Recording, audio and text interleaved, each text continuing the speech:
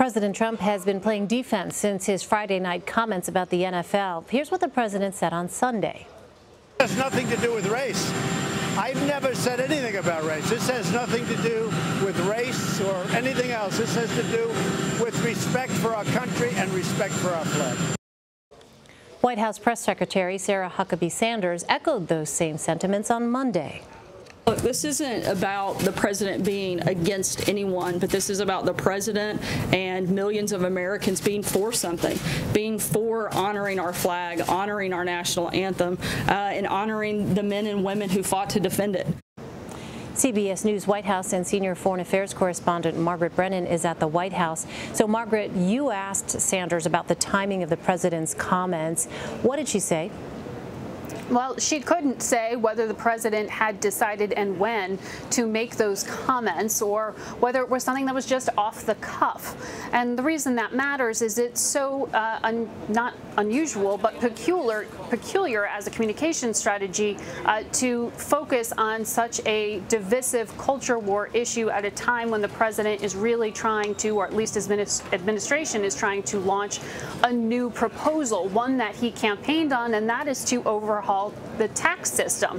And that is where the focus was supposed to be this week. That is where the White House communications team had been focusing in. And so to have the president change the focus so dramatically to something like this, which really resonates widely with an audience in the way that perhaps the ins and outs in tax reforms might not, is a change of subject that, perhaps intentional or not, is one that has distracted many. So, Margaret, just to follow up then, is there a purpose perhaps that we might just not be seeing at first blush here, that these attacks might serve during what you point out is a very busy week here for the White House? It is. Well, the White House spokesperson Sarah Huckabee Sanders insists that this is the president's duty as part of his office to defend the flag, and that's how he views his own words. As you heard him say himself in that clip, the president denies that it has anything to do with race, though the protest itself is about racial divide in this country, so it's hard to parse that truly. But what we can say is this is a story that is dominating and resonating mass media right now, and perhaps overshadowing the fact that it appears for the third time the Trump White House is failing to get any traction in Congress to overhaul health care, as you are seeing today on Capitol Hill. Some of those key votes that they needed so badly just aren't adding up for them, and the president's facing a real embarrassment there. This is attempt number 3, but you also have some of these other issues out there that the White House has been struggling with, and this issue is something that changes the topic, changes the focus away from any of that substance. Well, Margaret, let's talk about tax reform. What do we know about the White House's tax reform push that it had planned for this week?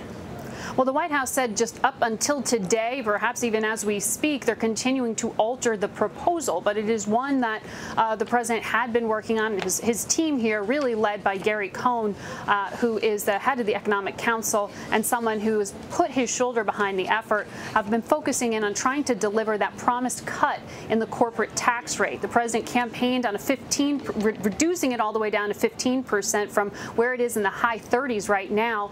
They are not going to be able to deliver on that. That is something that frustrates the White House. They're trying to get as low as they possibly can to that 15% number, but it's probably going to be just above that, in part because they haven't been able to get all the financial sort of cuts, let the math add up in their favor, so to speak, by getting health care through. Their plan had been to overhaul health care, then put forward tax reform, and so the president had campaigned with those numbers in mind that now are just not possible for him to deliver, or his team to deliver. So we know at least on the corporate tax rate, they're not going to be able to get where they promised to go. We will see on Wednesday when the president unveils this plan out in Indiana just where the numbers add up in terms of those promised deliveries for the middle class and for the upper income levels as well. All right, we'll be watching closely. Margaret Brennan at the White House for us. Margaret, thanks so much.